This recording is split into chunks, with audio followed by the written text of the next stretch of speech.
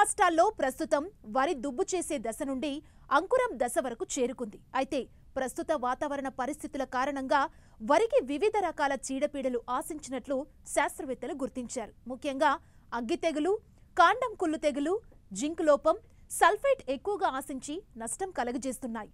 వీటిని రైతులు సకాలంలో గుర్తించి నివారణ చర్యలు చేపట్టకపోతే దిగుబడులు తగ్గే ప్రమాదం ఉంది. ఈ తెగుళ్ల నివారణకు రైతులు చేపట్టాల్సిన సమగ్ర సస్యరక్షణ చర్యల గురించి తెలియజేస్తున్నారు బెల్లంపల్లి కృషి విజ్ఞాన కేంద్రం శాస్త్రవేత్త నాగరాజు.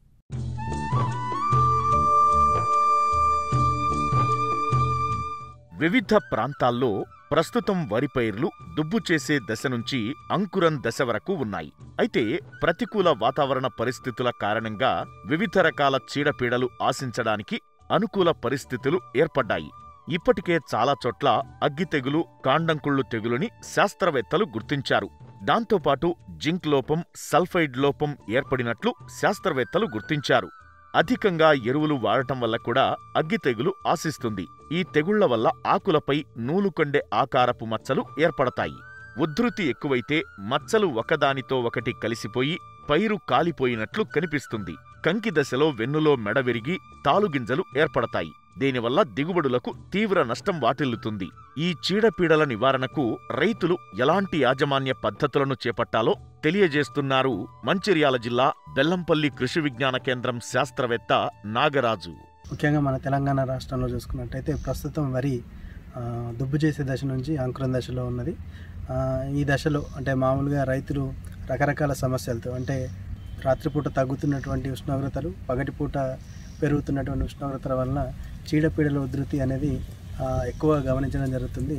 దానివల్ల రైతులు ఎక్కువ శాతం ఈ పురుగు మందులు కావచ్చు, తెగులు మందులు కావచ్చు, రకరకాల సమస్యలతో ఇబ్బంది పడుతున్నారు.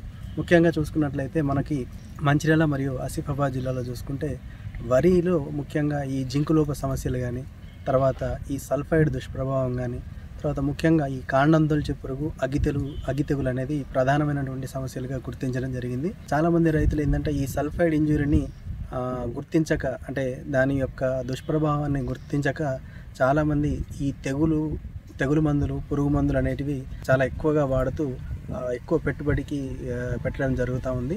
కాబట్టి రైతు సోదరులు ముఖ్యంగా ఈ సల్ఫైడ్ దుష్ప్రభావాన్ని గుర్తించడానికి మనం వరి చేనుల్లోకి దిగినప్పుడు ఈ యొక్క గాలి బుడగలు అనేటివి మనం నడుస్తున్నప్పుడు గమనిస్తూ ఉంటాం. తర్వాత మొక్కను పైన కాకుండా మామూలుగా వేర్లు కనుక మనం పీకి చూసినట్లయితే వేర్లన్నీ కూడా నల్లబడి, అంటే మనకి సల్ఫైడ్ గ్యాస్ అనేది దాంట్లో తయారై బయటికి పోక వేరుకి ఊపిరాడక చనిపోవడం జరుగుతుంది. కాబట్టి మొక్క అనేది ఎర్రబాడి చనిపోవడం అనేది గమనిస్తూ ఉన్నాం. కాబట్టి రైతు సోదరులు దీనికి తెగులు అనుకొని రకరకాల తెగులు మందులు తీసుకొచ్చి పిచికారీ చేస్తున్నారు. ఎక్కడైతే మనకి సల్ఫైడ్ దుష్ప్రభావాన్ని కనుక రైతులు గుర్తిస్తారో వాళ్ళు వెంటనే నీళ్ళన్నీ తీసేసి చేన్ని కొంచెం వెంట్రుక వాసి పగులు వచ్చేంత వరకు మనం ఆరబెట్టుకొని తర్వాత ఆరుతడి పద్ధతిలో నీళ్లు పెట్టుకోవాల్సి ఉంటుంది. తర్వాత మనం తర్వాత వరినే కాకుండా పంట మార్పిడి చేసుకోవడం ద్వారా, తర్వాత వానాకాలం ముందు వరకు మనం యొక్క ఈ జీలుగా, జనుము వంటి పచ్చిరొట్ట ఎరువులు వేసుకోవడం ద్వారా ఈ యొక్క సల్ఫైడ్ దుష్ప్రభావాన్ని మనం చాలా వరకు తగ్గించుకోగలుగుతాం. అంతేకాకుండా ఈ సల్ఫర్ కంటైనింగ్ ఫర్టిలైజర్స్ని మనం వాడడం కూడా తగ్గించుకోవడం ద్వారా ఈ యొక్క దుష్ప్రభావం నుంచి మనం బయటపడేటువంటి అవకాశం ఉంటుంది. అలాగే ఈ యొక్క యాసంగిలో మనం చూసుకున్నట్లయితే వరి సాగు చేస్తున్నటువంటి రైతులు ఎదుర్కొంటున్న ప్రధానమైన సమస్య ఈ కాండం తొలిచే పురుగు.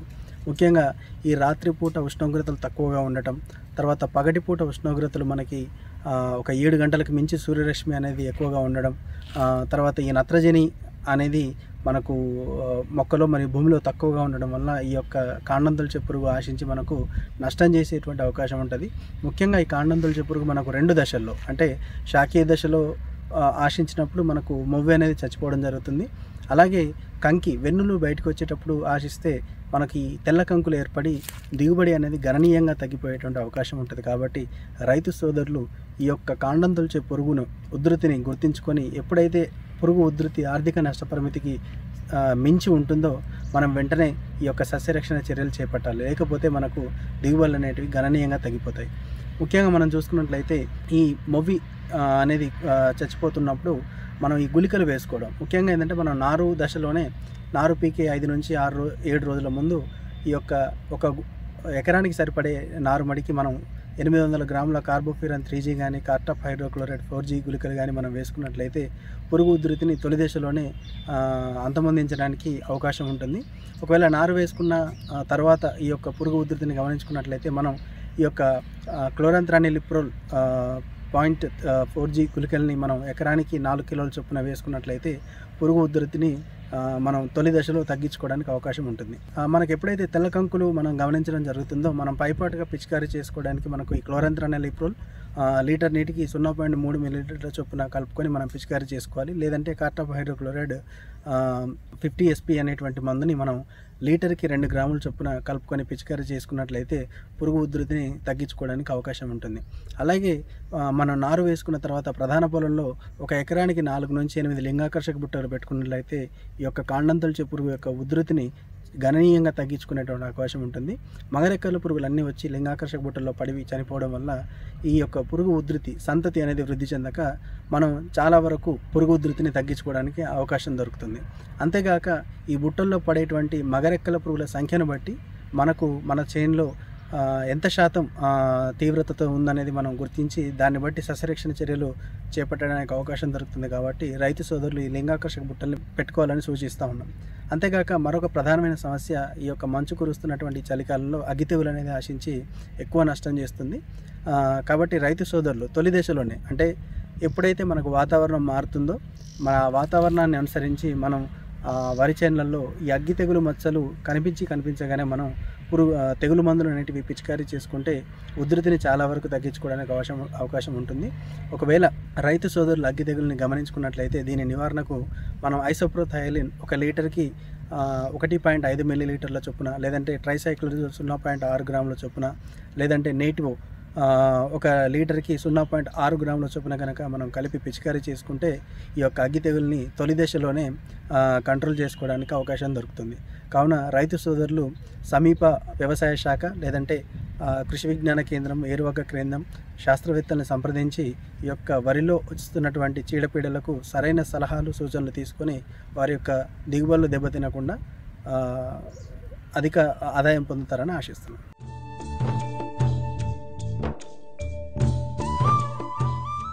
ఉద్యానవన పంటల్లో ప్రధానమైనది అరటి.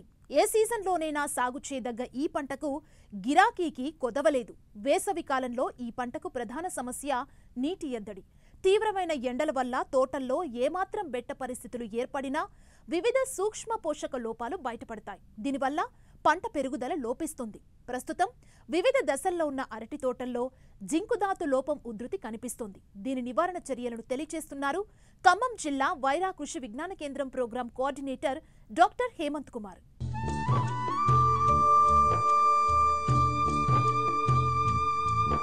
ప్రపంచంలో అరటి ఉత్పత్తిలో భారతదేశం అగ్రస్థానంలో ఉంది. మన దేశంలో 4.8 లక్షల హెక్టార్ల విస్తీర్ణంలో అరటి సాగవుతోంది. జాతీయ స్థాయిలో అరటి పంటదే మొదటి స్థానం. దేశంలో మొత్తం పండ్ల తోటల విస్తీర్ణంలో 15% అరటిదే. తమిళనాడు, మహారాష్ట్ర విస్తీర్ణంలో ఉత్పాదకతలోనూ ముందు స్థానంలో ఉండగా తెలుగు రాష్ట్రాలు 3వ స్థానంలో నిలిచాయి. ఈ పంటకు వేసవికాలం అత్యంత గడ్డుకాలం. తీవ్రమైన ఎండలు, తరచూ నీటి ఎద్దడి పరిస్థితుల వల్ల మొక్కలు తీవ్ర ఒత్తిడికి లోనవుతాయి. ఇలాంటి పరిస్థితుల్లో సూక్ష్మ పోషక లోపాలు బయటపడడం కనిపిస్తోంది. ఖమ్మం జిల్లాలో సాగవుతున్న అరటి తోటల్లో జింకు ధాతువు లోపించి మొక్కలు క్షీణించడం కనిపిస్తోంది. సరైన యాజమాన్య పద్ధతులు పాటించినట్టయితే ఈ జింకు ధాతు లోపాన్ని సమర్థవంతంగా అరికట్టవచ్చని తెలియజేస్తున్నారు Wyra Krishi Vigyan Kendra program coordinator doctor J Hemanth Kumar. అరటిలో జింకు ధాతు లోపం అనేది ఎక్కువగా కనిపించి కొంతవరకు నష్టం చేస్తున్నట్టుగా గమనించడం జరిగింది.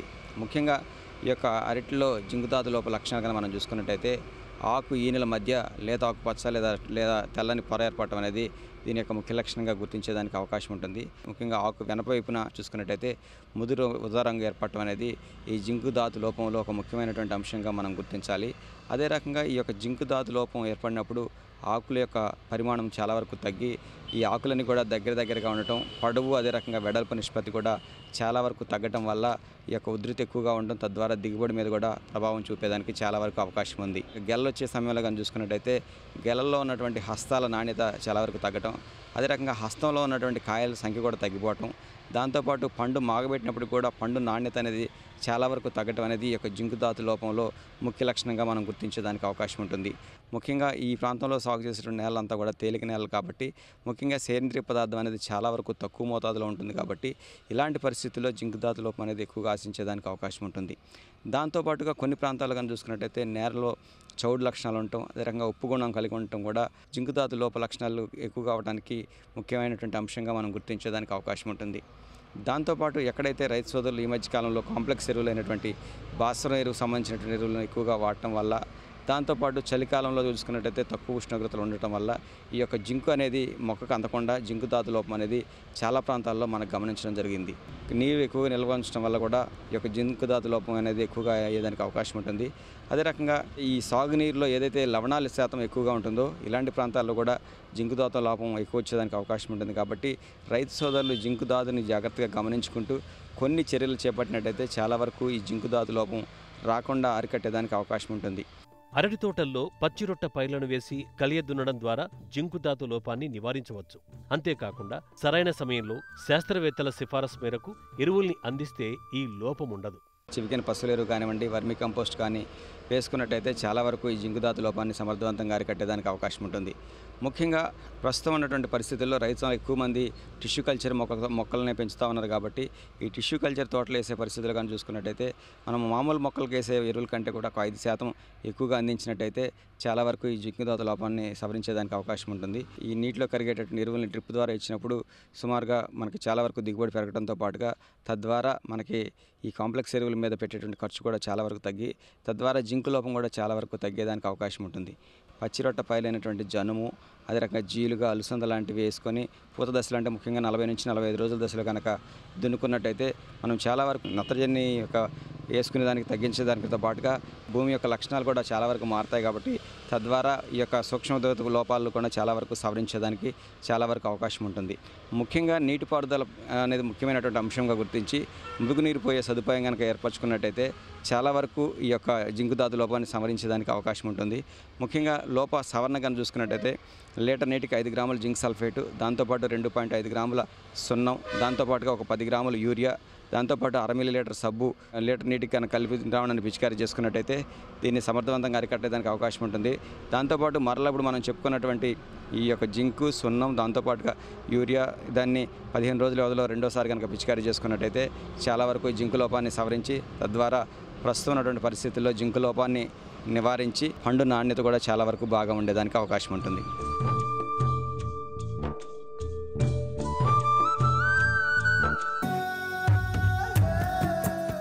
అధిక వాణిజ్య విలువలున్న పంట జీడి మామిడి. మన దేశం జీడి మామిడి విస్తీర్ణంలోనూ ఉత్పాదకతలోనూ ప్రపంచంలోనే మొదటి స్థానంలో ఉంది.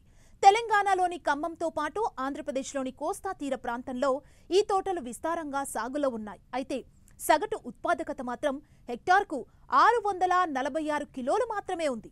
యాజమాన్యంలో నిర్లక్ష్యం, చీడపీడల నివారణ పట్ల అవగాహన లోపం వల్ల రైతులు ఆశించిన దిగుబడులు సాధించలేకపోతున్నారు. మేలైన యాజమాన్యం చేపడితే మంచి దిగుబడి సాధించే వీలుంది. ప్రస్తుతం పూత దశలో ఉన్న జీడి తోటల్లో చేపట్టాల్సిన యాజమాన్య సస్యరక్షణ చర్యల గురించి బాపట్ల జీడి మామిడి పరిశోధనా స్థానం శాస్త్రవేత్త డాక్టర్ ఉమా మహేశ్వరరావు తెలియజేస్తున్నారు.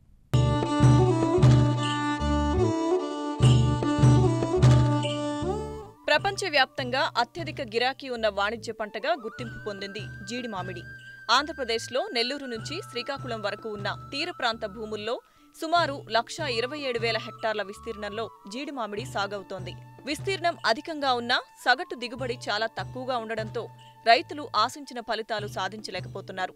కొండవాలు భూముల్లో ఎకరాకు 80 నుంచి 100 జీడి మొక్కల చొప్పున పెంచుతున్నారు. ఎర్రగరప నేలలు, ఇసుక భూముల్లో ఈ తోటల పెరుగుదల ఆశాజనకంగా ఉంది. ప్రస్తుతం కొన్ని ప్రాంతాల్లో జీడి తోటలు చిగురు దశలో ఉండగా మరికొన్ని ప్రాంతాల్లో పూత దశలో ఉన్నాయి. నవంబర్ నుంచి ఫిబ్రవరి వరకు ఈ తోటల్లో పూత వస్తుంది. మార్చి నుంచి జూన్ నెల వరకు జీడి పిక్క దిగుబడి వస్తుంది. అయితే చాలా తోటల్లో రైతులు చెట్లకు ఎటువంటి పోషకాలు అందించడం లేదు. చీడపీడల నివారణ పట్ల సరైన అవగాహన లేకపోవడం వల్ల వాతావరణం మీద భారం వేసి ఏటా వచ్చిన కాడికి దిగుబడి తీసుకోవడం కనిపిస్తోంది. వాణిజ్యపరంగా అత్యధిక విలువలు కలిగిన ఈ పంటలో మేలైన యాజమాన్య పద్ధతులు పాటిస్తే జీడి మామిడి నుంచి వచ్చే ఆదాయానికి మరో పంట సాటిరాదంటున్నారు గుంటూరు జిల్లా బాపట్ల జీడి మామిడి పరిశోధనా స్థానం శాస్త్రవేత్త డాక్టర్ ఉమామహేశ్వరరావు. జీడి మామిడిలో ఆకులు ఇంకా డార్మెంట్గా ఉన్నాయి, కొత్త ఆకు ఇంకా కొత్త చిగురు ఇంకా రాలేదు. కొన్ని చోట్ల కొత్త చిగురు వచ్చింది, కొన్ని ఇంకా పూతలు ఇంకా కూడా రాలేదన్నమాట. మనం గమనించినట్లయితే ఈ దశలో మనం ముఖ్యంగా నీటి యాజమాన్యం అనేది చాలా ముఖ్యమైనటువంటి ప్రధాన పాత్ర పోషిస్తుంది అనమాట. అంటే ఈ యొక్క డిసెంబర్ మాసంలో కానీ ఒక్క తడి కానీ ఇచ్చినట్లయితే చిగురు కొమ్మలు త్వరగా వస్తాయి. 1 లేదా 2 తళ్ళు మొక్క స్వభావాన్ని బట్టి, నేల స్వభావాన్ని బట్టి 2 తళ్ళు ఇచ్చుకున్నట్లయితే మనకి చిగురు కొమ్మ త్వరగా వచ్చే అవకాశం కూడా ఉంటుంది. ఈ యొక్క చిగురు దశలో మనకి లీఫ్ మైనర్ అంటే పాము పొడ తెగులు, అదేవిధంగా లీఫ్ ఫోల్డరు అంటే ఆకుముడత పురుగు, కాండం కొనల తినే పురుగు అనేవి ప్రధానంగా మనకు కనిపిస్తూ ఉంటాయి అన్నమాట. ఈ చిగురు దశలో ఎప్పుడైతే లేత చిగురు బయటికి వస్తుందో ఈ చిగురు మీద ఈ టీదోమ అనేది వ్యాపిస్తూ ఉంటుంది. కాబట్టి మోనోక్రోటోఫాసు 1.6 మిల్లీలీటర్లు లీటర్ నీటికి కలిపి పిచికారీ చేసినట్లయితే మరి ముఖ్యంగా మనం టీదోమను, అదేవిధంగా ఆకు తినే పురుగును, ఆకు ముడత పురుగును, లీఫ్ మైనర్ను కూడా మనం సమగ్రంగా నివారించే కూడా అవకాశం ఉంటుంది తెలియజేస్తున్నానండి. పూత కాడల మీద, ఆకుల మీద, పూతల ఫ్లవర్స్ మీద కూడా టీదోమ అనేది మనకి ప్రభావాన్ని చూపిస్తుంది. కాబట్టి మనకి దీని నివారణకు మనము ఈ దశలో అంటే క్లోరోపైరిపాస్ 2 మిల్లీలీటర్లు లీటర్ నీటికి కలిపి పిచికారీ చేసినట్లయితే మనం సమగ్రంగా ఆ పూత దశలో వచ్చే పురుగులు నివారించవచ్చు. కొన్ని ప్రాంతాల్లో మంచు ప్రభావం ఎక్కువగా ఉంటుంది. ఈ మంచు ఉన్నప్పుడు పూతలు మనకి మాడిపోతున్నట్టుగా కనిపిస్తాయి.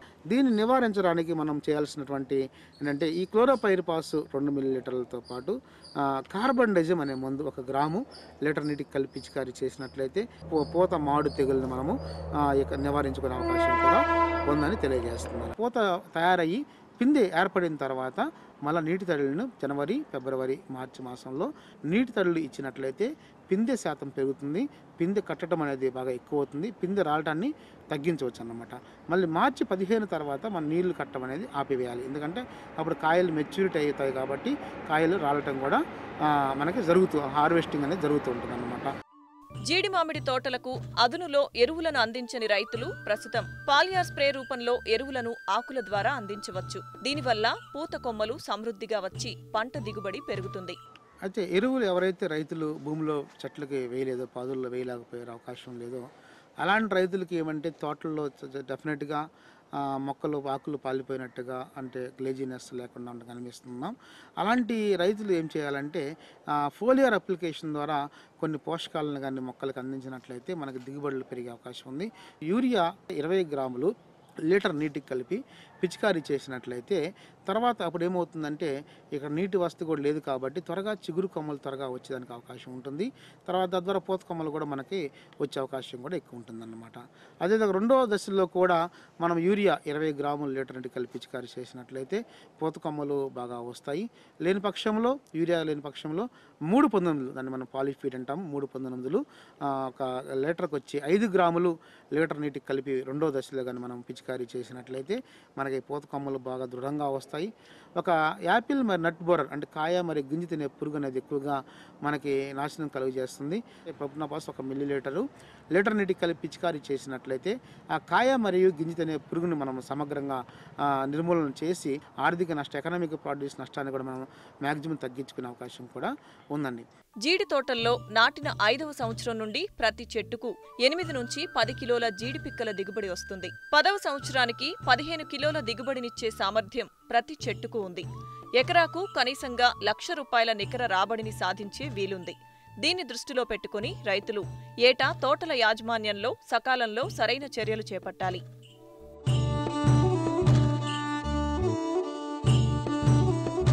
వేసవి వచ్చిందంటే చాలు అందరికీ పుచ్చకాయలు గుర్తొస్తాయి. చలువ చేసే పుచ్చకాయలను వేసవిలో ప్రజలు అధికంగా తింటారు. దీంతో మార్కెట్లో పుచ్చకాయలకు మంచి డిమాండ్ ఉంటుంది. దీన్ని దృష్టిలో ఉంచుకొని పుచ్చ సాగు చేపట్టారు నిర్మల్ జిల్లాకు చెందిన ఓ రైతు. వచ్చిన దిగుబడులను స్థానికంగా అమ్ముతూ మంచి లాభాలను ఆర్జిస్తున్నారు.